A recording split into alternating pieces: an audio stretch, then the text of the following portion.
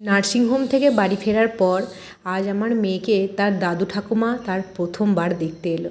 ওই জন্য সাথে করে এনেছে আমার জন্য তো প্রচুর জিনিস, এছাড়াও এনেছে মেয়ের জন্যও অনেক জিনিস জানেন। তো সেইগুলোই আপনাদের সাথে শেয়ার করব।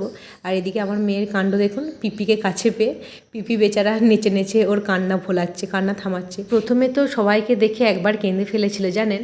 আসলে এই 2-3টে মানুষের মধ্যেই তো ছোট থেকে দেখছে, এতজন মানুষকে দেখে প্রথমবার হয়তো একটু ভয় পেয়ে গিয়েছিল। কিন্তু ওই যে বলে রক্তের টান, সবাইকে যেই দেখেছে খানিকক্ষণ পর থেকে সবার কাছে যাচ্ছিল, মাঝে মাঝে একটু কাঁদছিল, আবার আমার কাছে এসে আবার চুপ করে যাচ্ছে। ওই যে কথায় আছে না, রক্তের টান।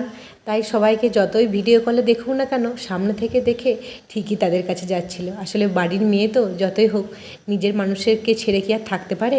তো মা ওকে কি কি দিল চলুন আপনাদের সাথে একটুখানি শেয়ার করি। ও মা, ঠাম্মু দেখো কি দিল, ঠাম্মুকে দিল মা সোনার চেন। আর কি সুন্দর একটা, কি সুন্দর একটা লকেট, কি সুন্দর হয়েছে গো মা। হ্যাঁ হ্যাঁ হ্যাঁ, পছন্দ হয়েছে, পছন্দ হয়েছে মা, পছন্দ হয়েছে। ও পিপি কি দেখছে, পছন্দ হয়েছে। ও আবার করতে হবে পিপিকে, পছন্দ হয়েছে মা। সোনার জিনিসটা দেওয়া ঠিক হয়নি, যাই হোক মা এখানে রূপোর কাঁসা সোনা 3 ধাতু নিয়ে এসছে নাতনির জন্য, আদরের নাতনি। আর এই যে পিপি আদরের নাতনি,